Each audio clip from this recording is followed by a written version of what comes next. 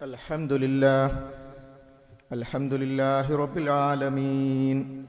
Nahmaduhu wa nasta'inuhu wa nu'minu bihi wa natawakkalu alayhi.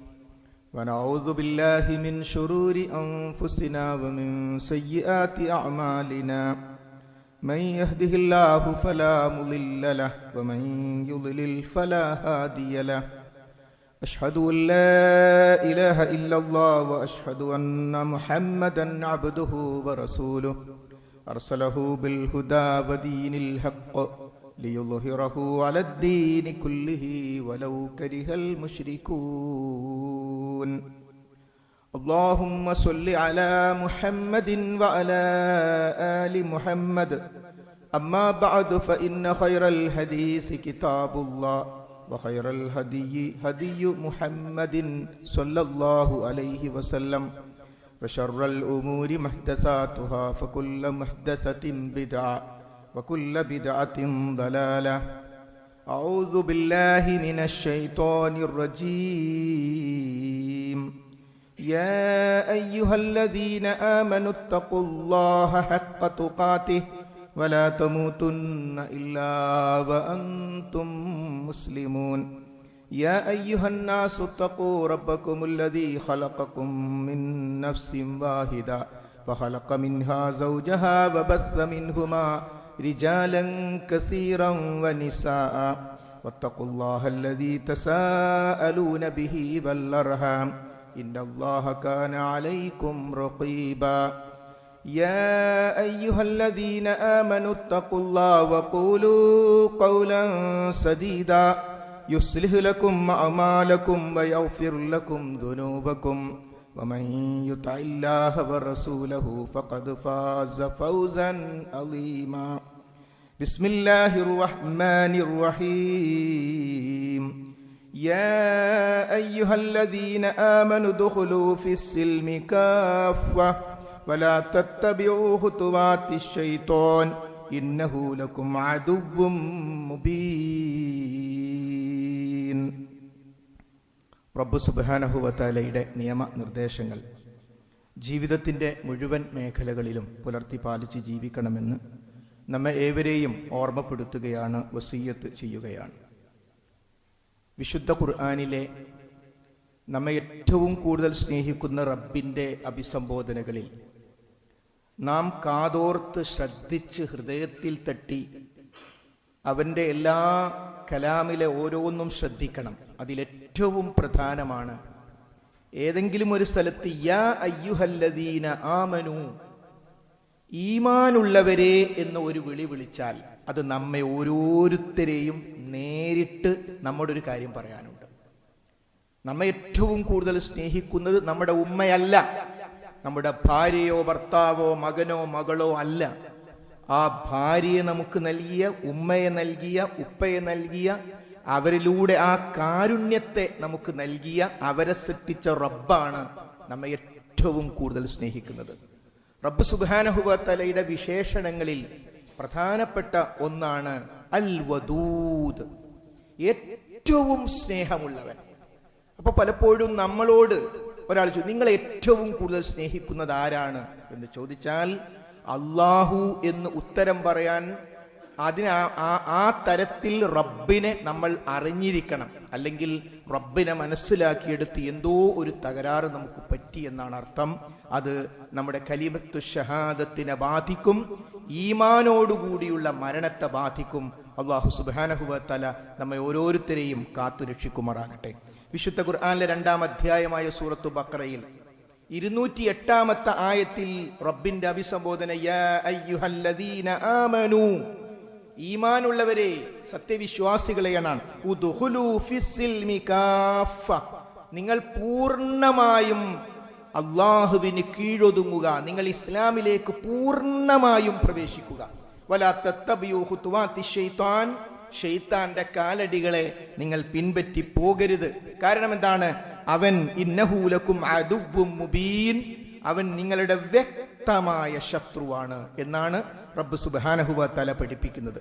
അപ്പോൾ ജീവിതത്തിൽ അല്ലാഹു സുബ്ഹാനഹു വ തആലയുടെ നിയമനിർദ്ദേശങ്ങൾക്ക് നിങ്ങൾ പൂർണ്ണമായും കീഴൊതുങ്ങണം. ഈ ആയത്തിന്റെ അവതരണ പശ്ചാത്തലമായി മഹാന്മാരായ മുഫസ്സിരീങ്ങൾ പറയുന്നത്, വേദക്കാരിൽ കുറെ ആളുകൾ ഇസ്ലാമിലേക്ക് കടന്നു വന്നു. ഇസ്ലാമിലേക്ക് അവർ കടന്നു വന്ന ശേഷവും പഴയ ചില ആചാരങ്ങളും അനുഷ്ഠാനങ്ങളും അവർ അവരുടെ ജീവിതത്തിൽ തുറന്നു കൊണ്ടുപോയി. ഇസ്ലാമാണോ ഇസ്ലാമാണ്, എന്നാൽ എവിടുന്നാണോ അവർ ഇസ്ലാമിലേക്ക് കടന്നു വന്നത്, ആ കടന്നു വന്ന മതത്തിലുള്ള ആചാരങ്ങളിൽ ചിലത് അവരുടെ ജീവിതത്തിൽ അവശേഷിച്ചു എന്നതാണ്. അപ്പൊ അവരോട് പറയും, നിങ്ങൾ കടന്നു വന്നതൊന്ന് പൂർണ്ണമാക്കണം. യാ അയ്യുഹല്ലദീന ആമനു ദുഖുലൂ ഫിസ്സിൽമി കാഫ, നിങ്ങൾ ഇസ്ലാമിലേക്ക് പൂർണ്ണമായും പ്രവേശിക്കുക എന്നതാണ്. ഇത് ജീവിതത്തിന്റെ ഏത് രംഗത്തും നമ്മുടെ ജീവിതത്തിൽ നാം എപ്പോഴും ശ്രദ്ധിക്കേണ്ടുന്ന കാര്യമാണ്. ഇസ്ലാമിലേക്ക് പൂർണ്ണമായും ഒരു വ്യക്തി കടന്നു വരാത്ത വിഷയത്തിൽ ഞാൻ എവിടെയാ ഉള്ളത്? ഈ ആയത്ത് എൻ്റെ ജീവിതവുമായി എങ്ങനെയാണ് ബന്ധപ്പെടുക എന്നാണ് നമ്മൾ ഓരോരുത്തരും ചിന്തിക്കേണ്ടത്. അല്ലാഹു സുബ്ഹാനഹു വ തആലയുടെ നിയമനിർദ്ദേശങ്ങൾ നമ്മുടെ ജീവിതത്തിൽ പൂർണ്ണമായും നമ്മൾ അനുഷ്ഠിക്കാതിരിക്കാൻ, അനുസരിക്കാതിരിക്കാൻ ചിലപ്പോൾ കാരണമാകുന്നത് നമ്മുടെ സ്വാർത്ഥ താല്പര്യങ്ങളായിരിക്കും, നമ്മുടെ ഇച്ഛകളായിരിക്കും. ആ ഇച്ഛകൾ പടച്ചവന്റെ നിർദ്ദേശത്തിനെതിരാകുമ്പോൾ ആ നിർദ്ദേശത്തെ തൽക്കാലം മാറ്റിവെച്ച് നമ്മുടെ ആഗ്രഹമനുസരിച്ച്, നമ്മുടെ സാഹചര്യം അനുസരിച്ച്, അതേപോലെ നമ്മുടെ കാര്യലാഭങ്ങൾക്ക് വേണ്ടി നമ്മൾ അള്ളാഹുവിന്റെ നിർദ്ദേശങ്ങളെ മാറ്റിവെക്കുന്ന അവസ്ഥ നമ്മുടെ ഓരോരുത്തരുടെയും ജീവിതത്തിലുണ്ടോ? ഏത് രംഗവും അതിന് ഉദാഹരണമായി നമുക്ക് പരിശോധിക്കാം. ഇസ്ലാമിന് ഒരു ഡ്രസ് കോഡ് ഉണ്ട്. പരിശുദ്ധ ഇസ്ലാമിലേക്ക് ഒരു വ്യക്തി പ്രവേശിക്കുമ്പോൾ ആണാകട്ടെ പെണ്ണാകട്ടെ അവരുടെ യൂണിഫോം ഇസ്ലാം കൃത്യമായി നിർദ്ദേശിച്ചിട്ടുണ്ട്. വളരെ കൃത്യമാണ്. മുഖവും മുൻകൈയും ഒഴിച്ചുള്ള ഭാഗങ്ങൾ മറക്കുക. അത് പറയുമ്പോൾ മുഖം മറക്കുന്നതിന് ഒരു കാരണവശാലും പരിഹാസം പോയിട്ട് അതിനോട് എന്തെങ്കിലും ഒരു എതിർപ്പ് നമ്മുടെ മനസ്സിൽ തോന്നിയാൽ, കാരണം അത് മുസ്തഹബായ കാര്യമാണ്, ഒരു കാരണവശാലും അതിനെ പരിഹസിക്കുവാൻ പാടില്ല. അവരുടെ ശരീരഭാഗങ്ങൾ മറ്റൊരാൾ കണ്ട് ആ നോട്ടത്തെ തടയാൻ വേണ്ടി സ്വഹാബ വനിതകൾ ചെയ്തതുപോലെ, അതുകൊണ്ടാണ് അത് വാജിബാണോ അതോ അത് സുന്നത്താണോ അല്ലെങ്കിൽ ചര്യയാണോ എന്നൊക്കെ പണ്ഡിതന്മാർ ചർച്ച ചെയ്യാൻ കാരണം. അപ്പോൾ മുൻകൈയും മുഖവും ഒഴിച്ചുള്ള ഭാഗങ്ങൾ മറക്കണം എന്ന് പറയുമ്പോൾ അത് എങ്ങനെയാണ് മറക്കേണ്ടത്? സൂറത്ത് നൂറിൽ അല്ലാഹു സുബ്ഹാനഹു വ തആല പഠിപ്പിക്കുന്നു, അവരുടെ മൂടുപടങ്ങൾ അവരുടെ മാറിടത്തിലേക്ക് താഴ്ത്തിയിടട്ടെ. അഥവാ നേരെ പറഞ്ഞാൽ സ്ത്രീകളുടെ സ്തനം ഒരു തരത്തിലും കാണാനോ അല്ലെങ്കിൽ ആ സ്ഥാനത്തെക്കുറിച്ചുള്ള എന്തെങ്കിലും ഒരു അടയാളമോ ഇല്ലാതെ ഒരു പുരുഷന്റെ ലൈംഗികാവയവം മുഴച്ചു നിന്നാൽ, പാൻസിന്റെ അല്ലെങ്കിൽ തുണിയുടെ ഉള്ളിലൂടെ മുഴച്ചു നിന്നാൽ എങ്ങനെയുണ്ടാകും? അതിന് സമമാണ് ഒരു സഹോദരിയുടെ സ്തനം മറ്റൊരാൾക്ക് അതിന്റെ ആകൃതമോ വലുപ്പമോ കാണാനുള്ള അവസരമുണ്ടാക്കുക. അതുകൊണ്ടാണ് സലഫ് സ്വാലിഹീങ്ങളുടെ പേരിൽ ഒരു പേര് നാട്ടിലുണ്ടായി. ഈ അടുത്ത കാലത്ത് വന്ന ഏറ്റവും നല്ല പേരതാണ് സലഫി മഫ്ത എന്ന് പറഞ്ഞാൽ. സലഫ് എന്ന് പറഞ്ഞാൽ സലഫ് സ്വാലിഹീങ്ങൾ. നബി കരീം സല്ലല്ലാഹു അലൈഹി വസല്ലമയുടെ കാലത്തുള്ള സ്വഹാബ വനിതകൾ എങ്ങനെയാണോ അവർ ഡ്രസ്സ് ധരിച്ചത്, എങ്ങനെയാണോ അവർ മക്കനയിട്ടത്, എങ്ങനെയാണോ അവർ മഫ്ത ധരിച്ചത്, അതുപോലെയുള്ള മഫ്ത എന്ന് അടുത്ത കാലത്ത് വന്ന ഏറ്റവും നല്ല പേരുകളിൽ ഒരു പേരതാണ്. അത് അനുഷ്ഠിക്കുന്നിടത്ത് ഒരു സഹോദരിക്ക് അങ്ങനെയൊക്കെ തന്നെയാണ്. എന്നാലും ഇത് കല്യാണമല്ലേ, ഇത് ഒരു ആഘോഷമല്ലേ, ഇതൊരു യാത്രയല്ലേ എന്ന് പറഞ്ഞുകൊണ്ട് അവിടെ ഏറ്റവും പ്രധാനപ്പെട്ട ഡ്രസ്സിങ്ങിന്റെ കാര്യത്തിൽ ഭർത്താവിന്റെ മുമ്പിൽ മാത്രം പ്രദർശിപ്പിക്കേണ്ടുന്ന, മഹറമായ ആളുകളുടെ മുമ്പിൽ മാത്രം ചെയ്യാവുന്ന ഒരു കാര്യത്തെ നമ്മുടെ വീട്ടിലേക്ക് ഒരു കോളിംഗ് ബെല്ല് വരുമ്പോൾ, ഒരാൾ ഡോറിന് മുട്ടുമ്പോൾ, ഡോറ് തുറക്കുമ്പോൾ ഒരു സഹോദരി ഉദ്ഖുലൂ ഫിസ്സിൽമി കാഫ, നിങ്ങൾ ഇസ്ലാമിലേക്ക് പൂർണ്ണമായും പ്രവേശിക്കണം. ഡോറിന്റെ അവിടെ ഒരു മഫ്ത തൂക്കിയിട്ടിട്ടുണ്ടാവണം. ആ മഫ്ത ധരിച്ചിട്ടാണ് തങ്ങളുടെ മഹ്റമിൽപ്പെട്ട അല്ലാത്ത ഒരാൾ കുട്ടികളെ സ്കൂളിൽ കൊണ്ടുപോവുകയാണ്. ആ ഡ്രൈവർ ആരാണ്? ക്ലീനർ ആരാണ്? അന്യപുരുഷന്മാരാണ്. എങ്കിൽ അവരുടെ കൈകൾ പൂർണ്ണമായും പുറത്തിടാൻ പാടുണ്ടോ? ഇല്ല. അങ്ങനെ സ്കൂളിൽ കുട്ടികളെ കൊണ്ടുപോകണമെങ്കിൽ ഉദ്ഖുലൂ ഫിസ്സിൽമി കാഫ, നിങ്ങൾ ഇസ്ലാമിലേക്ക് പൂർണ്ണമായും പ്രവേശിക്കുക. അപ്പോൾ അവിടെ പൂർണ്ണമായ ഇസ്ലാമിക ഡ്രസ്സിങ്ങോടുകൂടി മീൻ വാങ്ങാൻ പിന്നെ പുറത്തേക്ക്, വീട്ടിന്റെ പുറത്തേക്ക് ഇറങ്ങുമ്പോൾ അവിടെ ആരാണ് ഇസ്ലാമിക ഡ്രസ്സിങ് വേണ്ട എന്ന് പറഞ്ഞത്? സ്ഥിരമായി മീൻ കൊണ്ടുവരുന്ന വ്യക്തി അന്യപുരുഷനല്ലേ? ഇങ്ങനെയൊക്കെ പറയണോ? ഇത് കുറച്ച് അധികമായി പോയി. ആ ചോദ്യം ഇസ്ലാമിനോടാണ്. ആ ചോദ്യം നബി കരീം സല്ലല്ലാഹു അലൈഹി വസല്ലമയോടാണ് ചോദ്യം. അത്തരം ചോദ്യങ്ങളിൽ നിന്ന് റബ്ബ് സുബ്ഹാനഹു വ തആല നമ്മെ കാത്തുരക്ഷിക്കുമാറാകട്ടെ. കാരണം ഇസ്ലാമികമായ ഏതൊരു കാര്യവും നമ്മൾ ചെയ്യേണ്ടത് സംതൃപ്തിയോടുകൂടിയാണ്. അൽഹംദുലില്ലാഹ്, ഇന്ന് ഖുതുബ കേട്ടപ്പോഴാണ്, അതൊന്നും അത്ര ശ്രദ്ധിക്കാറില്ലല്ലോ. വീട്ടിലൊരാൾ കയറി വരുമ്പോ, അല്ലെങ്കിൽ കുട്ടികളെ ബസ്സിൽ കയറ്റി വിടുമ്പോ, അല്ലെങ്കിൽ ഏതെങ്കിലും സാധനം വാങ്ങാൻ പോകുമ്പോൾ വീടിന്റെ തൊട്ട് പുറത്തെ അത് ശ്രദ്ധിക്കണം. ശരിയാണ് കേട്ടോ, ഈ വിഷയത്തിൽ എന്റെ ഭാര്യ, എന്റെ മകൾ, എന്റെ ഉമ്മ പൂർണ്ണമായും ഇസ്ലാമിലേക്ക് പ്രവേശിക്കേണ്ടതുണ്ടല്ലോ എന്ന തരത്തിലാണ് അത്തരം വിഷയങ്ങളെ നാം കാണേണ്ടത്. അതോടൊപ്പം തന്നെ മദ്രസയിലേക്ക് കുട്ടികളെ അയക്കുമ്പോൾ ഒരു ഡ്രസ്സ്, പള്ളിയിൽ സഹോദരിമാർ വരുമ്പോൾ ഒരു ഡ്രസ്സ്, ഖുർആൻ ക്ലാസ്സിന് വരുമ്പോൾ ഒരു ഡ്രസ്സ്. അത് ഖുർആൻ ക്ലാസ്സിന്, ഇത് കല്യാണമല്ലേ, അത് അവിടെ നിൽക്കട്ടെ, കല്യാണത്തിന് വേറൊരു ഡ്രസ്സ്. അവിടെ എന്താണ് സഹോദരങ്ങളെ, നമ്മൾ അറിയാതെ ഒരു കാപ്പട്യം നമ്മിൽ വരുന്നുണ്ടോ? അള്ളാഹു നമ്മെ കാത്തുരക്ഷിക്കുമാറാകട്ടെ. സ്കൂളിൽ പോകുമ്പോഴുള്ള ഡ്രസ്സ്, അത് അവിടെ യൂണിഫോം ഉണ്ടെങ്കിലും ഇല്ലെങ്കിലും ഒക്കെ ഒരു പെൺകുട്ടിയുടെ ഡ്രസ്സ് എന്താണോ അത് ധരിക്കാനുള്ള സ്വാതന്ത്ര്യം നമ്മുടെ രാജ്യത്തുണ്ട്, നമ്മുടെ സംസ്ഥാനത്തുണ്ട്. ആ സ്വാതന്ത്ര്യം ഉപയോഗിച്ചുകൊണ്ട് ആ ഡ്രസ്സിങ് നമ്മുടെ പെൺകുട്ടികളും ആൺകുട്ടികളും എല്ലാം, അതേപോലെ തന്നെ ആൺകുട്ടികളെ സംബന്ധിച്ചിടത്തോളം ഒരു പ്രത്യേക കാലഘട്ടം വന്നിരുന്നു. എല്ലാ ആൺകുട്ടികളുടെയും പാന്റ് നെരിയാണിക്ക് മുകളിലേക്ക് വന്നു. ഒരു 10-20 വർഷങ്ങൾക്ക് മുമ്പ്. എന്താ അത്ര ശ്രദ്ധ? എല്ലാവരും നിര്യാണ്ട മുകളിൽ. എന്തേ? ഒരു സിനിമാ നടൻ അങ്ങനെ പാന്റ് ധരിച്ചിരിക്കുന്നു. അപ്പൊ സുന്നത്ത് നബി കരീം സല്ലല്ലാഹു അലൈഹി വസല്ലം പറഞ്ഞതുപോലെ നിര്യാണിക്ക് താഴെയുള്ള വസ്ത്രം നരകത്തിലാണ് എന്ന ഉത്ബോധനം കേട്ടിട്ടല്ല, മറിച്ച് റോൾ മോഡലാക്കാൻ യുവാക്കൾ കണ്ടെത്തിയവർ അങ്ങനെ ചെയ്തിരിക്കുന്നു എങ്കിൽ ഞങ്ങളും അങ്ങനെ. അപ്പൊ അതിന്റെ അർത്ഥം എന്താ? പാന്റ് നിര്യാണ്ട മുകളിലും വരും. ഒരു കാലഘട്ടം കുറെ മാസങ്ങളോളം അങ്ങനെ തന്നെ നിന്നു. അവിടെ ഇസ്ലാമിനെ സംബന്ധിച്ചിടത്തോളം അതിനൊരു റോൾ മോഡലുണ്ട്. അത് മുഹമ്മദ് മുസ്തഫ നബി കരീം സല്ലല്ലാഹു അലൈഹി വസല്ലമയാണ്. അവിടുന്ന് പുരുഷന്മാരുടെ ഡ്രസ്സ് എങ്ങനെയാണോ പഠിപ്പിച്ചത് അങ്ങനെ തന്നെ അത് ധരിക്കുക എന്നത് നമ്മുടെ ഓരോരുത്തരും, നമ്മൾ സത്യവിശ്വാസികളാകുമ്പോൾ ആ സത്യവിശ്വാസികളെ വിളിച്ചുകൊണ്ട് ജീവിതത്തിന്റെ എല്ലാ ഓരോ രംഗങ്ങളിലും ശ്രദ്ധിക്കാൻ വേണ്ടി പഠിപ്പിച്ചു. അതേപോലെ തന്നെ ആൺ പെൺ സ്പർശനങ്ങൾ, ആണും പെണ്ണും തൊട്ടുപോയാൽ ഇവിടെ എന്താ പ്രശ്നം? ഒന്ന് ഷെയ്ക്കാണ്ട് കൊടുക്കാൻ പറ്റൂല പോലും. അതിപ്പോ ഒരു സ്കൂളിൽ, ഒരു കോളേജിൽ ഒരു പരിപാടി നടത്തുമ്പോൾ നമ്മുടെ ഒരു പരിചയമുള്ള ഒരു സഹോദരി കൈ തന്നാൽ അവിടെ എന്താ, ഇവിടെ ആകാശം ഇടിഞ്ഞു പൊളിഞ്ഞു വീണു പോകുമോ എന്നൊക്കെ പറഞ്ഞുകൊണ്ട് ഒരു നിസ്സാരവൽക്കരണം, ഒരു നോർമലൈസ് ചെയ്യൽ, അതൊക്കെ സമൂഹത്തിലുള്ള കാര്യമാണ്. എങ്കിൽ നാം ആഗ്രഹിക്കുന്നുണ്ടോ ഹബീബായ നബി കരീം സല്ലല്ലാഹു അലൈഹി വസല്ലമയോടൊപ്പം സ്വർഗത്തിൽ പ്രവേശിക്കാൻ? അള്ളാഹു നമുക്ക് തൗഫീക്ക് നൽകുമാറാകട്ടെ.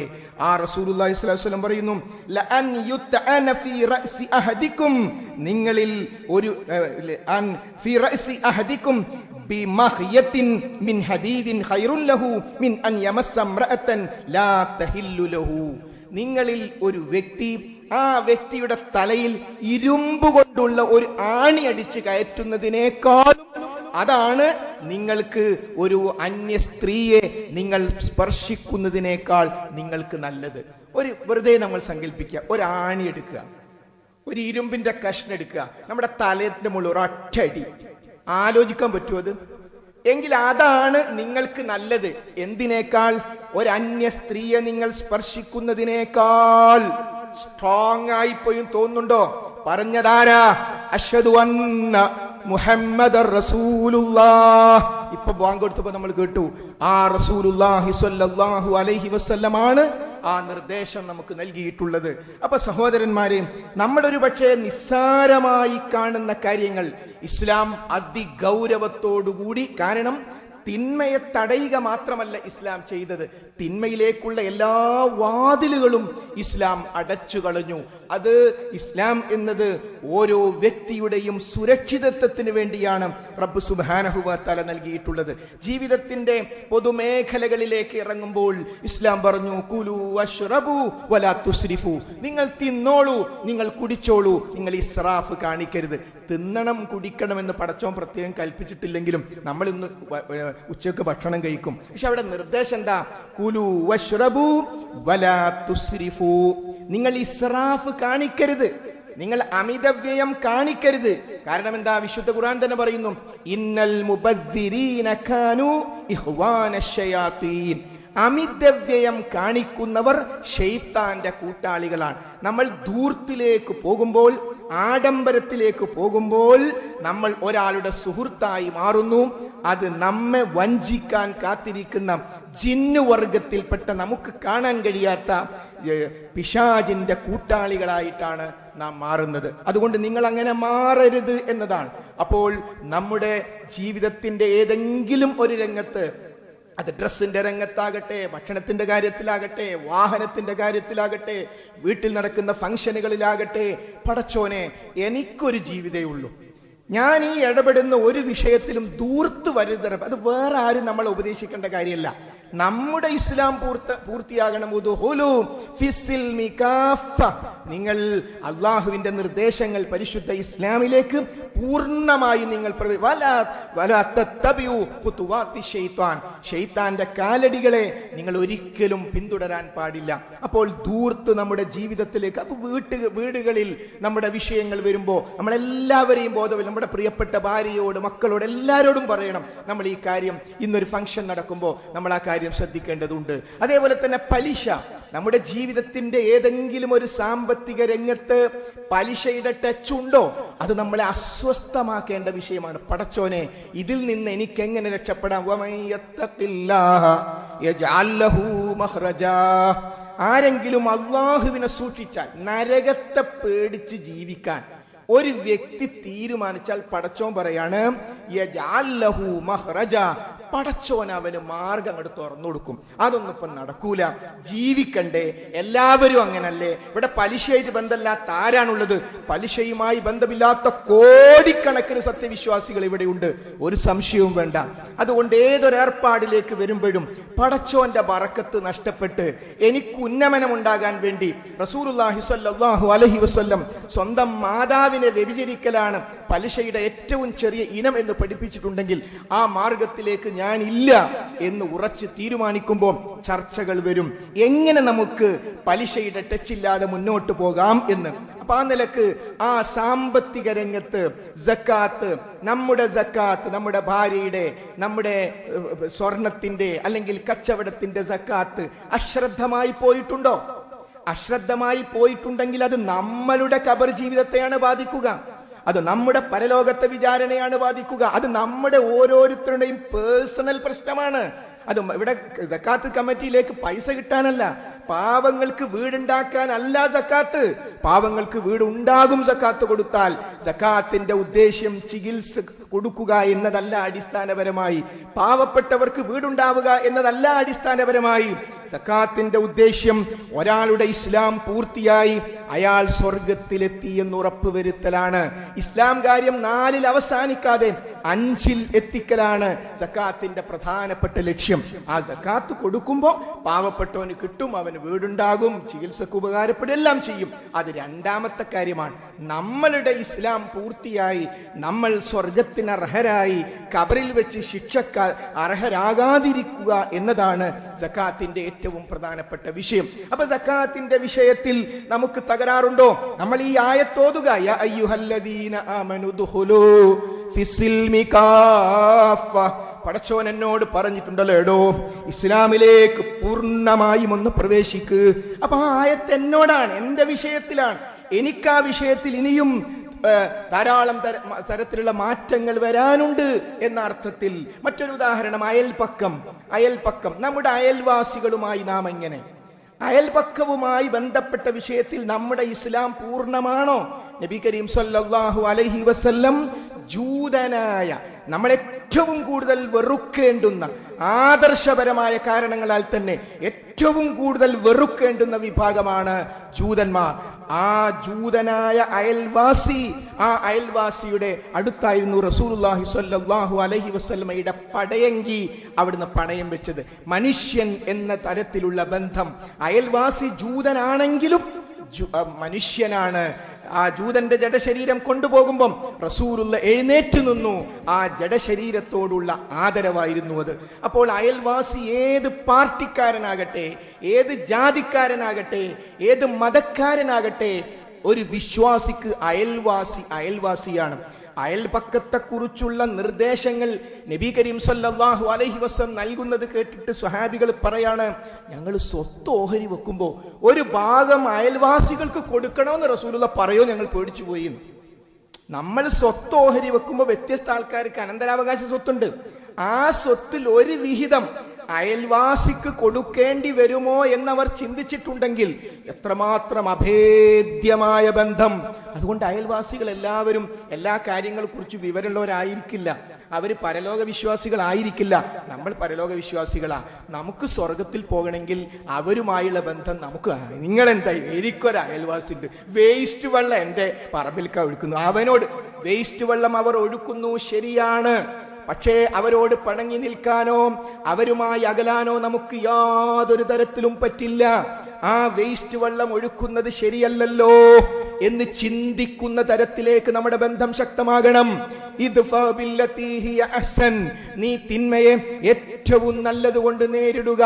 അപ്പോൾ നമ്മളെ വെറുക്കുന്ന, നമുക്ക് ബുദ്ധിമുട്ടാക്കുന്ന ഒരു അയൽവാസിക്ക് സ്വാഭാവികമായും നമ്മൾ ചെയ്യേണ്ട കാര്യം, ഒരു ആഴ്ച രണ്ടാഴ്ച ഒന്ന് വീട്ടിലേക്ക് അയച്ചില്ല, ഒന്നുമില്ല, ഒരു സമയം കിട്ടല്ലോ ഇവിടെ ഒക്കെ ഒന്ന് വരാൻ, എന്തൊക്കെയുണ്ട് വിശേഷം, അമ്മക്ക് എങ്ങനെയുണ്ട്, വെറുതെ ഒരു 10 മിനിറ്റ് അവിടെ ചെലവഴിച്ചു, ചിലപ്പോൾ ഒരു വെള്ളമൊക്കെ കിട്ടും, മറ്റേ പ്രശ്നം അവിടെ കിടക്കുന്നുണ്ട് വേസ്റ്റിന്റെ, അതിനെപ്പറ്റി ഒന്നും മിണ്ടുന്നില്ല. ഇങ്ങനെ ആ അയൽപക്ക ബന്ധത്തിൽ നാം ചെയ്യേണ്ടുന്ന കാര്യം, അയൽപക്കമെങ്ങാനും ബന്ധുക്കളാണെങ്കിലോ 2 കൂലിയായി, കുടുംബ ബന്ധം ചേർത്ത കൂലിയും അയൽപക്ക ബന്ധം ചേർത്ത കൂലിയും. സഹോദരങ്ങളെ, ഇന്ന് വെള്ളിയാഴ്ച നമ്മൾ ജുമയ്ക്ക് വെറുതെ വന്നതല്ല, നമ്മുടെ പരലോകരക്ഷയ്ക്ക് വേണ്ടിയാണ് ഈ ജുമയ്ക്ക് നമ്മൾ വന്നത്. അയൽപക്കത്തിന്റെ വിഷയത്തിൽ നാളെ പരലോകത്ത് നമ്മൾ കുടുങ്ങുമോ? നമ്മൾ ചിന്തിക്കുക. ഭാര്യയായിട്ടിരിക്കും നമ്മൾ വായന്ന് കൂത്തുബയിൽ ഇങ്ങനെ അയൽവാസികളുടെ കാര്യം, നമുക്ക് എത്ര അയൽവാസികളുണ്ട്? ഖുർആൻ എടുത്തു പറയുന്നു, അടുത്ത അയൽവാസികൾ, അകന്ന അയൽവാസികൾ എല്ലാം പ്രത്യേകം എടുത്തു പറയുന്നുണ്ട് വിശുദ്ധ ഖുർആനിൽ. അതുകൊണ്ട് അയൽപക്കത്തിന്റെ വിഷയത്തിൽ നമുക്കൊരിക്കലും പരാജയപ്പെട്ടുകൂടാ. അള്ളാഹു നമ്മെ കാത്തു രക്ഷിക്കുമാറാകട്ടെ. നമ്മുടെ സ്വഭാവം സഹോദരങ്ങളെ, ഓരോരുത്തരുടെയും സ്വഭാവം വ്യത്യസ്ത തരത്തിൽ, പക്ഷെ എല്ലാവരുടെയും സ്വഭാവം ഒരു കാര്യത്തിൽ നബി കരീം സല്ലല്ലാഹു അലൈഹി വസല്ലമയെ കുറിച്ച് പറഞ്ഞത്, അവിടുന്ന് ഏറ്റവും ഉത്തമമായ ഖുലുഖുൽ അദീം, ഏറ്റവും ഉത്തമമായ സ്വഭാവത്തിലായിരുന്നു മഹാനായ നബി കരീം സല്ലല്ലാഹു അലൈഹി വസല്ലം. നമ്മളോട് ഒരാൾ സംസാരിക്കുമ്പോൾ ഒന്ന് ചിരിക്കണം സഹോദരങ്ങളെ. ഒരാളോട് അവർക്ക് സന്തോഷമുണ്ടാകുന്ന തരത്തിലായിരിക്കണം നമ്മുടെ മുഖഭാവം. അതിന് നികുതി കൊടുക്കണോ? അതെന്താ നമുക്ക് മുടക്കുള്ളത്? ഒന്ന് ചിരിക്കാൻ എന്താ പ്രശ്നം? അയാൾ എത്ര നമുക്ക് വിയോജിപ്പുള്ള കാര്യങ്ങൾ പറയുകയാണെങ്കിലും നമ്മെക്കൊണ്ട്, നമ്മുടെ വാക്കുകൊണ്ട് മറ്റൊരാൾ പ്രയാസപ്പെടരുത് എന്നാഗ്രഹിക്കുന്നതിന് എന്താണ് പ്രശ്നം? അതുകൊണ്ടാണ് വിശുദ്ധ ഖുർആൻ വളരെ കൃത്യമായി പറഞ്ഞു, വഖൂലു ലില്ലാഹി വഖൂലു, നിങ്ങൾ പറയണം ഹുസ്ന, നിങ്ങൾ നല്ലത് പറയണം, നിങ്ങൾ നല്ലത് പറയണം. അപ്പോൾ എല്ലാവരോടും പറയാ, നിങ്ങൾ നല്ലത് പറയണം, ഹുസ്ന് പറയണം, നല്ലത് പറയണം. അപ്പോൾ നമ്മളിൽ നിന്ന്, നമ്മുടെ വാക്കുകൊണ്ട്, നമ്മൾ 4 പേരിയ്ക്കുമ്പോൾ 5-ാമനെ കുറിച്ച് ഒരു ചർച്ച വരുന്നു, അവനെ സുബൈ ജമാഅത്തിന് എത്തിക്കുന്ന പ്രശ്നമല്ല, അവനിങ്ങനെ പലിശയിൽ പെട്ടുപോയി എങ്ങനെ രക്ഷിക്കാന്നല്ല, മറിച്ച് അവന്റെ ഒരു തകരാറ് നമ്മൾ വിലയിരുത്തുകയാണ്. അവൻ വരുമ്പോൾ സംസാരം നിർത്തി എങ്കിൽ അതിന്റെ പേരാണ് ഗീബത്ത്. അതിന്റെ അപ്പൊ ഒരാൾ പറയണം, ഇത് നമ്മൾ പറയണോ? അപ്പൊ പറയൊരു പക്ഷേ ചില ആൾക്കാർക്ക് ആയിക്കോട്ടെ, അത് അവരൊക്കെ പരലോകത്തിന് നല്ലതാ. 4 പേരിയ്ക്കുമ്പോ 5-ാമനെ കുറിച്ച്, 5-ാമൻ വരുമ്പോൾ നമ്മൾ നിർത്തുന്ന സംസാരം നമുക്ക് വേണ്ട. അള്ളാഹു നമുക്ക് തൗഫീക്ക് നൽകുമാറ്. കുറച്ച് ജീവിതമുള്ളൂ, വളരെ കുറച്ചേ ആയുസുള്ളൂ. എന്തുകൊണ്ട് നമുക്ക് കളവൊന്ന് ശ്രദ്ധിച്ചുകൂടാ? എന്തിനാ ഒരാൾ വീട്ടിൽ നിന്ന് ഇറങ്ങുക, എങ്ങോട്ടാ? ഇവിടെ വരെ. അയാൾ ഞാൻ കോഴിക്കോട്ടേക്കാന്ന് പറഞ്ഞാ പോരെ, എന്തിനാ ഇവിടെ വരെ? ഇന്നത്തെ കളവല്ലേ, ആവശ്യമില്ലാതെ കളവ് പറയാ. ഒരാൾ രാവിലെ ഇറങ്ങുകയാണ്, ട്രെയിനിലൊക്കെ പോകുന്നത് കോഴിക്കോട്ടേക്കാ, നിങ്ങൾ എങ്ങോട്ടാ പോകുന്നത്? ഇവിടെ വരെ. അല്ല, ഇവിടെ വരെ അല്ല, കോഴിക്കോട്ടേക്കാണ്. അപ്പോൾ നമ്മൾ നിങ്ങൾ സത്യം പറയുക, അതെത്ര കയ്പുള്ളതാണെങ്കിലും. സത്യം ഒരു പക്ഷേ നമ്മൾ പറയുമ്പോൾ ചില വിഷമങ്ങളൊക്കെ ഉണ്ടാകും, പ്രശ്നമല്ല. പക്ഷേ റസൂലുള്ളാഹി സ്വല്ലല്ലാഹു അലൈഹി വസല്ലം പറഞ്ഞിട്ടുണ്ട്, എത്ര കയ്പുള്ളതാണെങ്കിലും സത്യമേ പറയാവൂ. അതാണ് നമ്മുടെ പോയിന്റ്. ആ നാവിന്റെ വിഷയത്തിൽ നിങ്ങൾ ഇസ്ലാമിലേക്ക് പൂർണ്ണമായും പ്രവേശിക്കുക. അപ്പൊ നമ്മുടെ സ്വഭാവം, നമ്മൾ ചോദിക്കുക നമ്മുടെ ഭാര്യയോട്, നമ്മളെപ്പറ്റി നമുക്ക് നല്ല അഭിപ്രായമായിരിക്കും, നമ്മളെപ്പറ്റി ഓഡിറ്റ് ചെയ്യേണ്ടത് അല്ല. ഞാൻ ചോദിക്കട്ടെ, ഞാൻ 10 മിനിറ്റ് എന്റെ തകരാറെന്ന് പറ. അത് പറയാൻ അല്ല, നീ പറഞ്ഞോ, എത്ര അല്ലാത്തതാ, ഞാൻ റെഡിയാണ്. ഒരു 10 തകരാറ് പറയാം. അപ്പൊ ഒരു പറഞ്ഞിരും നമുക്ക്, അപ്പൊ നമ്മുടെ സുഹൃത്തുക്കളെ കൊണ്ട്, നമ്മുടെ ഇണകളെ കൊണ്ട്, നമ്മുടെ കുടുംബാംഗങ്ങളെ കുറിച്ച് നമ്മളുടെ വിഷയത്തിലുള്ള തകരാറെന്താണ്? കാരണം റസൂലുള്ളാഹി സ്വല്ലല്ലാഹു അലൈഹി വസല്ലം ഒരു മയ്യത്ത് ഇങ്ങനെ കൊണ്ടുപോകുമ്പോ ആളുകൾ പറഞ്ഞു, നല്ല മനുഷ്യൻ, നല്ല മനുഷ്യൻ. റസൂലുള്ള പറഞ്ഞു, അത് സത്യമാണ്, അത് സത്യമാണ്. മറ്റൊരു മയ്യത്ത് കൊണ്ടുപോകുമ്പോൾ ആൾക്കാർക്ക് ഒരു സുഖല്ല, അയാളെ കൊണ്ടുള്ള പ്രയാസങ്ങൾ ആളുകൾ സഹിച്ചിട്ടുണ്ട്, അത് മോശപ്പെട്ട മയ്യത്താണ്. അപ്പൊ ആലോചിച്ചു നോക്കൂ സഹോദരങ്ങളെ, അപ്പോൾ നമ്മൾ എന്തിനാണ് നമ്മുടെ മയ്യത്ത് കൊണ്ടുപോകുമ്പോ ആളുകൾ ഇങ്ങനെ ഇറുക്കിപ്പിടിച്ചു പറഞ്ഞോ പറയാതെയോ നമ്മുടെ മയ്യത്തിന്റെ നേരെ നോക്കി മോശപ്പെട്ടത് പറയേണ്ട അവസ്ഥ ഇല്ലാതാക്കാൻ നമ്മൾ ജീവിച്ചിരിക്കുമ്പോഴല്ലേ നമ്മൾ ശ്രദ്ധിക്കേണ്ടത്? നമ്മുടെ കുടുംബാംഗങ്ങളോട്, നമ്മുടെ അയൽപ്പക്കങ്ങളോട്, നമ്മുടെ കൂട്ടുകുടുംബങ്ങളോടുള്ള സമീപനത്തിൽ നമുക്ക് തകരാറ് പറ്റിയോ? നമ്മൾ ഏതെങ്കിലും വിഷയത്തിൽ ഇടപെട്ടപ്പോ അത് നമ്മുടെ കുടുംബക്കാർക്ക് പ്രയാസം ഉണ്ടാക്കിയിട്ടുണ്ട്, അതെന്റെ ഭാഗത്ത് അന്യായമാണ്, നമുക്ക് തോന്നുന്നുണ്ടോ? അത് തിരുത്തണം, അത് മരിക്കും മുമ്പ് തിരുത്തണം. അങ്ങനെ നിങ്ങൾ ഇസ്ലാമിലേക്ക് പൂർണ്ണമായും പ്രവേശിക്കുക. ഈ ആയത്ത് നമ്മുടെ ജീവിതവുമായി ബന്ധപ്പെടുത്തുക. റബ്ബ് സുബ്ഹാനഹു വ തആല നമുക്ക് ഓരോരുത്തർക്കും തൗഫീഖ് നൽകി അനുഗ്രഹിക്കുമാറാകട്ടെ.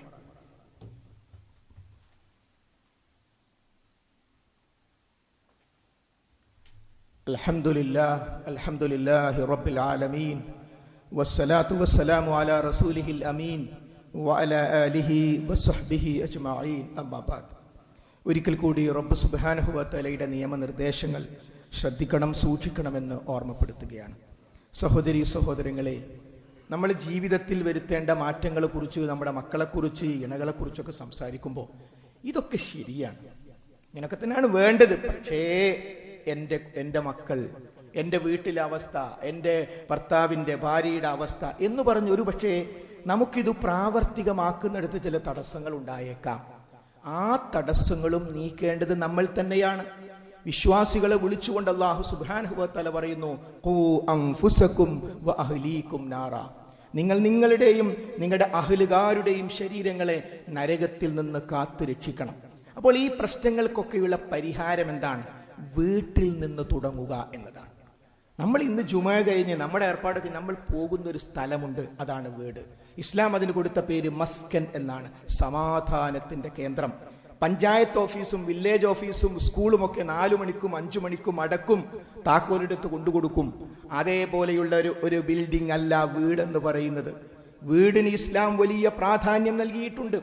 ആ ചെന്നു ചേരുന്ന വീട് സമാധാനമുള്ള, ശാന്തിയുള്ള വീടാക്കി മാറ്റാൻ നമ്മൾ ഓരോരുത്തരും വളരെ ബോധപൂർവം പരിശ്രമിക്കണം. അതിനാവശ്യമായ ചർച്ചകൾ നടക്കണം. വീടുണ്ടാക്കാൻ ചർച്ച നടക്കൂലേ? നമുക്കെങ്ങനെ ഒരു സ്ഥലം വാങ്ങാം, എങ്ങനെ തറകെട്ടാം, അതേപോലെ ഒരു ചർച്ച നമ്മുടെ വീട്ടിൽ സമാധാനമുണ്ടാകാൻ നമ്മുടെ വീടുകളിൽ നടക്കണം. അതിലേറ്റവും പ്രധാനമാണ് വീടുകളിൽ ദിക്റുല്ലാഹ് ഉണ്ടാവുക എന്നത്. അള്ളാഹുവിനെ കുറിച്ചുള്ള സ്മരണ നമ്മുടെ വീടുകളിൽ സ്വാഭാവികമായും ഉണ്ടായിത്തീരണം. ഞാനും നിങ്ങളും വീട്ടിലേക്ക് കയറുമ്പോൾ ബിസ്മില്ലാ എന്ന് പറയണം. ബിസ്മില്ലാഹിർ റഹ്മാനിർ റഹീം എന്ന് വരെ ആ റിപ്പോർട്ടില്ല. ബിസ്മില്ലാ, അള്ളാഹുവിന്റെ നാമത്തിൽ. ഇത് പറയാൻ എന്ത് മുടക്കമുള്ളത്? ഒരു മുടക്കുമില്ല. പക്ഷേ വീടാകുന്ന അനുഗ്രഹത്തെ കുറിച്ച് ചിന്തിച്ചിട്ടില്ലെങ്കിൽ ഇന്ന് ജുമുഅ കഴിഞ്ഞ് വീട്ടിൽ പോകുമ്പോഴും ഈ ഹുത്ബൊക്കെ കേട്ടാലും നമ്മൾ ബിസ്മില്ലാ പറയാൻ മറന്നുപോകും. ഒരു ദിക്ർ ഒരു സ്ഥലത്ത് നമ്മൾ ചെല്ലാൻ നമുക്ക് എളുപ്പമുള്ള മാർഗം ആ അനുഗ്രഹത്തെ പറ്റി ചിന്തിക്കുക. നമുക്ക് വാഹനമില്ലെങ്കിൽ നമ്മൾ എന്നങ്ങ് വീട്ടിൽ പോവാം. നമുക്കൊരു ബൈക്കുണ്ട്, കാറുണ്ട്. ആ ബൈക്കാകുന്ന, കാറാകുന്ന അനുഗ്രഹത്തെ കുറിച്ച് നിങ്ങൾ ബിസ്മില്ലാ എന്ന് പറഞ്ഞേ കയറുള്ളൂ. സുബ്ഹാനല്ലദീ സഖറനാ എന്ന് പറഞ്ഞേ ഡ്രൈവ് തുടങ്ങുള്ളൂ. ആ അനുഗ്രഹത്തെ പറ്റി ചിന്തിച്ചാൽ. അപ്പൊ അതുകൊണ്ട് സഹോദരങ്ങളെ, നമ്മുടെ മക്കൾ, എല്ലാവരും വീട്ടിലേക്ക് കയറുമ്പോൾ അള്ളാഹുവിന്റെ നാമം ഉച്ചരിച്ചുകൊണ്ട് കയറണം. 1. 2, അഹ്ലുകാർക്ക് സലാം പറഞ്ഞുകൊണ്ടാണ് കയറേണ്ടത്. നബി കരീം സല്ലല്ലാഹു അലൈഹി വസല്ലം അങ്ങനെയാണ് ചെയ്തത്. സ്വഹാബാക്കൾ അങ്ങനെയാണ് ചെയ്തത്. സലാം എന്ന് പറഞ്ഞാൽ ദുആയാണ്.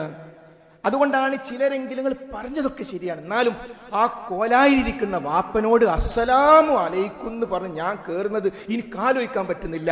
എന്തേ അങ്ങനെ വന്നത്? ആ കോലായിലിരിക്കുന്ന, ഉമ്മറത്തിരിക്കുന്ന ഉമ്മക്ക് അള്ളാഹുവിന്റെ രക്ഷയും സമാധാനവും ഉണ്ടാകുമാറാകട്ടെ എന്നാണ് പറയുന്നത്. ബാപ്പേ, നിങ്ങളെ പഠിച്ചോൻ രക്ഷിക്കട്ടെ. അപ്പം ബാപ്പ നമ്മളോട് വഅലൈക്കും സലാം വറഹ്മത്തുള്ളാഹ്, ആ ഒരവസ്ഥ അങ്ങോട്ട് പോക്കുക. ഒരു തടസ്സല്ലേ, ഒരു സ്റ്റാർട്ടിങ് ട്രബിൾ, അതങ്ങോട്ട് ഒഴിവാക്കുക. വേണമെങ്കിൽ പറയാം, അപ്പൊ ഇന്ന് ഖുതുബയെ പറഞ്ഞപ്പോ ഞാൻ ചിന്തിച്ചത്, ഞാൻ പലപ്പോഴും നിങ്ങളെ കാണുമ്പോൾ അല്ലെ എമ്മനെ കാണുമ്പോൾ ഞാൻ സലാം പറയാൻ വിട്ടുപോലുണ്ട്. എന്താ ഒരു പുതിയ സലാമൊക്കെ എന്തേ വിട്ടേ രാജ്യത്തേക്ക് നമ്മൾ സലാം പറയുന്നത്? അപ്പൊ പറഞ്ഞാ മതി, ഇങ്ങനെ ഉണ്ട്. ഇന്ന് ഖുതുബയിൽ അങ്ങനെ പറഞ്ഞു. ഖുതുബ പറഞ്ഞത് വെറുതല്ല, റസൂലുള്ളാഹി സ്വല്ലല്ലാഹു അലൈഹി വസല്ലം പഠിപ്പിച്ചത് കൊണ്ടാണ്. അപ്പൊ ഒന്ന് ദിക്റുള്ള വീട്ടിലുണ്ടാകണം. റസൂലുള്ളാഹി പഠിപ്പിച്ചു, ഒരാൾ വീട്ടിലേക്ക് പ്രവേശിക്കുമ്പോൾ അള്ളാഹുവിനെ ഓർത്തു, ഭക്ഷണം കഴിക്കുമ്പോഴും അള്ളാഹുവിനെ ഓർത്തു എങ്കിൽ പിശാചുക്കൾ പറയും, നമുക്കിവിടെ താമസവുമില്ല, നമുക്കിവിടെ ഭക്ഷണവുമില്ല. അപ്പൊ പിശാച് നിരാശരാകാൻ ഉള്ള മാർഗം എന്താ? ദിക്റുല്ലാഹ് എന്നതാണ്. അതുകൊണ്ട് വീട്ടിൽ കയറുമ്പോൾ സലാം പറയണം, വീട്ടിലേക്ക് കയറുമ്പോൾ ബിസ്മില്ലാ എന്ന് പറയണം, ഭക്ഷണം കഴിക്കുമ്പോൾ ബിസ്മില്ലാ എന്ന് പറയണം. മറ്റൊന്ന്, പ്രത്യേകിച്ച് രാവിലകളിൽ വിശുദ്ധ ഖുർആൻ അത് പ്രത്യേകം എടുത്തു പറയുന്നു. വിശുദ്ധ ഖുർആനിന്റെ പാരായണം, വിശിഷ്യ സൂറത്തുൽ ബഖറയുടെ പാരായണം അതുണ്ടായാൽ യഫിറു ശൈത്താൻ, ശൈത്താൻ വിരണ്ടോടും. നമ്മളെ കൊണ്ട് തിന്മ ചെയ്യിപ്പിക്കുന്നത് ആരാ? നമ്മൾ കൊണ്ട് ചീത്ത ചിന്തകൾ ഉണ്ടാക്കുന്നത് ആരാ? അല്ലദീ യുവസ്വിസു ഫീ സുദൂരിന്നാസ്, പിശാച് മനുഷ്യരുടെ ഹൃദയങ്ങളിൽ വസ്വാസ് ഉണ്ടാക്കുന്നു. ഹൃദയം ശരീരത്തിന്റെ ഉള്ളിലാണ്. ശരീരത്തിന്റെ ഉള്ളിലുള്ള ആ ഹൃദയത്തിലേക്ക് ഇബ്ലീസ് പ്രവേശിച്ച് ചീത്ത ചിന്തകൾ ഉണ്ടാക്കും, വസ്വാസുകൾ ഉണ്ടാക്കും. ആ പിശാചിൽ നിന്ന് രക്ഷ തേടാൻ പിശാചിന് സഹിക്കാൻ കഴിയില്ല. ഖുർആൻ ആയത്തുകൾ അവന് സഹിക്കില്ല. അപ്പോൾ നമ്മുടെ വീടുകളിൽ സഹോദരങ്ങളെ, ഇന്ന് ജുമുഅക്ക് പങ്കെടുക്കുന്ന നമ്മുടെ വീടുകളിൽ, എന്റെയും നിങ്ങളുടെയും വീട്ടില് സുബഹിന്റെ സമയത്ത് ഖുർആൻ ഓതാൻ ആളെ വാടകയ്ക്ക് വിളിക്കാൻ പറ്റില്ല. ഞാനും നിങ്ങൾ ഓതണം. ആ നിർത്തിവെച്ച ഖുർആൻ ഉണ്ടല്ലോ, പലപ്പോഴും റമദാൻ മാസത്തിൽ ആ ഖുർആൻ ഓതിയത് പിന്നെ സമയം കിട്ടിയില്ല. എവിടെ പോയി സമയം? ആര് പറഞ്ഞു സമയമില്ലെന്ന്? ഖുർആൻ എടുക്കണം, ഓതണം. അത് കണ്ടിട്ടാണ് വളർന്നു വരുന്ന 2 വയസ്സും 5 വയസ്സും പ്രായമായ കുട്ടികള് രാവിലെ ഖുർആൻ ഓതണമെന്ന സന്ദേശം നമ്മുടെ വീട്ടിൽ നിന്ന് കിട്ടണമെങ്കിൽ നമ്മൾ മാതൃകയാകണം. അപ്പോൾ വിശുദ്ധ ഖുർആനിന്റെ പാരായണമില്ലാത്ത ഒരു ദിവസം പോലും സഹോദരന്മാരെ, സഹോദരിമാരെ, നമ്മുടെ ജീവിതത്തിൽ ഉണ്ടാവരുത് എന്ന് നമ്മൾ ഓരോരുത്തരും ഉറപ്പിക്കണം. അതേപോലെ തന്നെ വീടുകളിൽ ദീനിയായ ചർച്ചകൾ വരണം. പലപ്പോഴും ഭക്ഷണം കഴിക്കുമ്പോഴും അല്ലാത്തപ്പോഴൊക്കെ നാട്ടിലുള്ള മുഴുവൻ വിഷയവും ചർച്ച ചെയ്യും, ദീന് മാത്രം ചർച്ച ചെയ്യൂല. നാളെപ്പോ വ്യാഴാഴ്ചയാണ്, ആരൊക്കെ സുന്നത്ത് നോമ്പ് വിളിക്കുന്നത് ഉമ്മ ചോദിക്കുക, വാപ്പ ചോദിക്കുക. അപ്പൊ നമ്മൾ 3 ആൾ നോക്കല്ലേ, അല്ലെ തിങ്കളാഴ്ച വരികയാണ്, അല്ലെങ്കിൽ വേറെ ദീനിയായി ശ്രദ്ധിക്കേണ്ട ഒരു കാര്യം. അപ്പൊ വാപ്പ പറയാണ്, ഞാൻ തന്നെ രാത്രി നിസ്കരിച്ചാൽ മതി, എനിക്ക് വയസ്സ് എത്രയായി, നിങ്ങൾക്കൊക്കെ 18-19 വയസ്സാണല്ലോ, നിങ്ങൾ എന്താ സുബഹിക്ക് എണീക്കും? ഒരു ചർച്ച വീട്ടിൽ. എന്തേ സുബഹിക്ക് എണീറ്റാൽ? അപ്പൊ അമ്മ പറഞ്ഞ കാര്യം ചെയ്യാം, ഞാൻ രാവിലെ 4:30 മണിക്ക് മൊത്തം ഒരു ബെല്ലടിക്കാം, എല്ലാവരും ഡോറിന് മുട്ടാം. അള്ളാഹു തൗഫീഖ് ചെയ്യുമാറാകട്ടെ. ഇതാണ് സഹോദരങ്ങളെ സ്വർഗത്തിൽ പോകുന്ന വീട്. നമ്മുടെ ഉമ്മയും ഉപ്പയും അടക്കം നമുക്കൊന്നിച്ച് സ്വർഗത്തിൽ പോകണം, കുടുംബസമേതം സ്വർഗത്തിലേക്ക്. ചില ആൾക്കാർ ടോർച്ച് എടുത്ത ഒരൊറ്റ പോക്കാ സുബഹി ജമാഅത്തിന്, ബാക്കി ഒരൊറ്റ ആളെയും വിളി, എല്ലാവരും നരകത്തിലായിട്ട് കിടന്നുള്ളി, ഞാൻ സ്വർഗത്ത് പോവാ. ഇതെന്ത് സ്നേഹ സഹോദര, ഇതെന്ത് സ്നേഹാണ്? എന്റെ പ്രിയപ്പെട്ട ഭാര്യ സമയത്ത് എഴുന്നേറ്റ് സുബഹി നിസ്കരിക്കണം, എന്റെ മക്കൾ എന്റെ ബൈക്കിന്റെ പിന്നിൽ കയറണം, കാറിൽ എന്റെ മക്കളും കുടുംബസമേതം പള്ളിയിലേക്ക്. എങ്കിലേ നമ്മുടെ പ്രിയപ്പെട്ട മകൻ ലോകത്ത് ഏത് ഹോസ്റ്റലിൽ പോയാലും സുബഹി ജമാഅത്തിന് പള്ളിയിലെത്തും. ആരാ ഉസ്താദ്? പ്രിയപ്പെട്ട ഉമ്മ, പ്രിയപ്പെട്ട ഉപ്പ. അങ്ങനെ വീട്ടിൽ ഇനി നമുക്കൊരു കടബാധ്യതയുണ്ടെന്ന് കരുതുക. ആ കടബാധ്യത നമ്മൾ വീട്ടിൽ പറയും, ഞാൻ പിന്നെ ഈ ഭാര്യനെ വിഷമിക്കണ്ടെന്ന് വിചാരിച്ചു, ഞാൻ മക്കളെ ഇങ്ങനെ വിഷമിപ്പിക്കണം. എന്തിനറിയോ? ആ വിവരം അവരറിഞ്ഞാൽ നമുക്ക് കിട്ടുന്ന ഒരു ഗുണമുണ്ട്. ആ പ്രിയപ്പെട്ട മകൻ, പടച്ചോനെ എന്റെ ഉപ്പ കടത്തിലാണ്, എന്റെ ഉപ്പയുടെ കടം നീ വീട്ടിൽ കൊടുക്കണേ എന്ന് അവൻ ദുആ ചെയ്യണമെങ്കിൽ ആ വിഷയം മോൻ അറിയണം, ആ വിഷയം മോൾ അറിയണം. അപ്പൊ അവര് ആ നിലക്ക് നമ്മോടൊപ്പം വരും. അതുകൊണ്ട് ഒന്നും മറച്ചു വെക്കരുത്, ആ ബാധ്യതകൾ അവരോടൊപ്പം. അതോടൊപ്പം ഒന്ന് ആഗ്രഹിക്കുക, നമുക്ക് കുടുംബസമേതം ഒന്ന് ഹറമ് പോയാൽ എന്താ? ഒരു ഉംറ, ടൂറോമാനിയാണ് നാട്ടിൽ, ടൂറ്. ഒരു ടൂർ പോയി വരെ അടുത്ത ടൂർ തുടങ്ങി. ഈ ടൂർ 5-6 ടൂർ എടുത്താൽ ഒരു പക്ഷേ ഉംറക്കാനുള്ള പൈസ ആവും. അതുകൊണ്ട് നമുക്ക് ടൂർ വേണ്ട, ഇസ്ലാമികമല്ല എന്നൊന്നല്ല, ബാധ്യതകൾ മറന്നുകൊണ്ട് നമുക്ക് ടൂർ വേണ്ട, നമുക്ക് വിനോദയാത്രകൾ വേണ്ട. നമുക്ക് നമ്മുടെ കുട്ടികളൊന്ന് പ്ലെയിനിൽ കയറ്റാലോ, എന്നിട്ട് ഹറം കാണിച്ചു കൊടുക്കും നമ്മുടെ പണം കൊണ്ട്. പിന്നീട് ഹജ്ജൊക്കെ അവർ ചെയ്തോട്ടെ. അങ്ങനെ ഹറമിലേക്ക് പോകാനുള്ളൊരാഗ്രഹം നമ്മൾ ഭക്ഷണം കഴിക്കുമ്പോൾ നമ്മുടെ വീട്ടിലെ ചർച്ചകളിൽ ഉണ്ടാകണം. നമ്മൾ മരിച്ചു, നമ്മുടെ വീട്ടിലൊരു അംഗം മരിച്ചു എന്ന് കരുതുക, മയ്യത്ത് അങ്ങോട്ട് ഇറക്കുമ്പോൾ വിഷമുണ്ടാകും. നമ്മളിത് അയാൾക്ക് അങ്ങനെ പറയില്ലെന്ന് പറയും, പറയാതിരുന്നിട്ട് കാര്യമില്ല. റസൂലുള്ളാഹി പറഞ്ഞിട്ടുണ്ട്, ഐഷ ഞാൻ മരിച്ചാൽ ആയിഷ, നീ ആദ്യം മരിച്ചാൽ ഞാൻ മയ്യത്ത് കുളിപ്പിക്കും. മയ്യത്ത് കുളിപ്പിക്കുന്നവരെ തീരുമാനമായി കഴിഞ്ഞു. അത്രയും കൃത്യമായിരുന്നു. നമ്മുടെ വീട്ടിൽ അങ്ങനെയാകണം. ആ തരത്തിൽ ദീനിയായ സ്വാഭാവികമായ ചർച്ചകൾ സഹോദരന്മാരെ നമ്മുടെ വീടുകളിൽ ഉണ്ടാകണം. വിശുദ്ധ ഖുർആനും തിരു ഹദീസും പഠിക്കാൻ ഇവിടെ എല്ലാ ശനിയാഴ്ചയും പുരുഷന്മാർക്ക് പ്രത്യേകിച്ച് അവസരമുണ്ട്. എല്ലാ വ്യാഴാഴ്ചയും സഹോദരിമാർക്ക് അവസരമുണ്ട്. ആ അവസരങ്ങളൊക്കെ ഉപയോഗപ്പെടുത്തി പള്ളികളുമായി നമ്മുടെ കുടുംബത്തിന്റെ ഹൃദയബന്ധം ഉറപ്പിച്ച് മുന്നോട്ട് പോകാൻ നമ്മൾ ഓരോരുത്തരും പരിശ്രമിക്കുക. റബ്ബ് സുബ്ഹാനഹു വ തആല പൂർണ്ണമായും അവന് കീഴ്പ്പെടുന്ന വിശ്വാസിനികളിൽ നമ്മെ ഏവരെയും ഉൾപ്പെടുത്തി അനുഗ്രഹിക്കുമാറാകട്ടെ. പല ആളുകളും ദുആ ചെയ്യാൻ ആവശ്യപ്പെട്ടിട്ടുണ്ട്. രോഗികളായ പലരുമുണ്ട്. അല്ലാഹുവേ, അവർക്ക് നീ ശിഫ നൽകണമേ. പലതരത്തിലുള്ള വിഷമങ്ങൾ, പ്രയാസങ്ങൾ, മാനസികമായ സംഘർഷങ്ങൾ അനുഭവിക്കുന്നവർ ഞങ്ങളുടെ കൂട്ടത്തിലുണ്ട്. അല്ലാഹുവേ, നീ ഏറ്റവും ശരിയായ മാർഗം കാണിച്ചു തരണമേ. വിഷമങ്ങളും പ്രയാസങ്ങളും ഉണ്ടാകുമ്പോൾ ഞങ്ങളുടെ ഈമാൻ പണയം വെച്ചുകൊണ്ട് ശിർക്കിലേക്കും കുഫ്റിലേക്കും ബിദ്അത്തുകളിലേക്കും എത്തിപ്പോകുന്ന അവസ്ഥയിൽ നിന്നും നീ ഞങ്ങളെയും ഞങ്ങളുടെ കുടുംബങ്ങളെയും കാത്തുരക്ഷിക്കണമേ. അല്ലാഹുവേ, കുടുംബസമേതം സ്വർഗത്തിൽ പ്രവേശിക്കുന്നവരിൽ നീ ഞങ്ങൾ ഉൾപ്പെടുത്തണമേ. അല്ലാഹുവേ, ഞങ്ങളുടെ വീട്ടിൽ, ഞങ്ങളുടെ ഭവനങ്ങളിൽ ഇസ്ലാമികമായ അന്തരീക്ഷം ഉണ്ടാക്കാൻ നീ തൗഫീഖ് പ്രദാനം ചെയ്യണമേ. മരണപ്പെട്ടു പോയ വിശ്വാസിനികളായ എല്ലാവരുടെയും ഖബറുകൾ അല്ലാഹുവേ നീ വിശാലമാക്കി കൊടുക്കണമേ. രാവിലെയും വൈകുന്നേരവും സ്വർഗത്തിന്റെ രംഗങ്ങൾ കാണുന്ന അവസ്ഥ നീ അവർക്ക് പ്രദാനം ചെയ്യണമേ. അല്ലാഹുവേ, നിന്റെ റഹ്മത്തിന്റെ മലക്കുകളുടെ മഹാപ്രവാഹത്തോടുകൂടി ചില ആളുകൾ ഇവിടെ മരണപ്പെടും. ആ മരണങ്ങളിൽ നീ ഞങ്ങളെ ഉൾപ്പെടുത്തണമേ.